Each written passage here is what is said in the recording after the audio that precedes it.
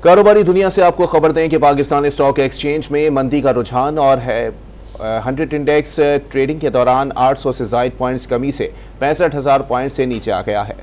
जी बिल्कुल, Pakistan stock exchange में मंदी का रुझान है और 100 इंडेक्स ट्रेडिंग के दौरान 800 से ज़ायद पॉइंट्स कमी से 65,000 पॉइंट से नीचे आ गया है। मज़ीद तफसीलात जानते हैं डॉन न्यूज़ के नुमाइंदे तलकीन जुबैरी से।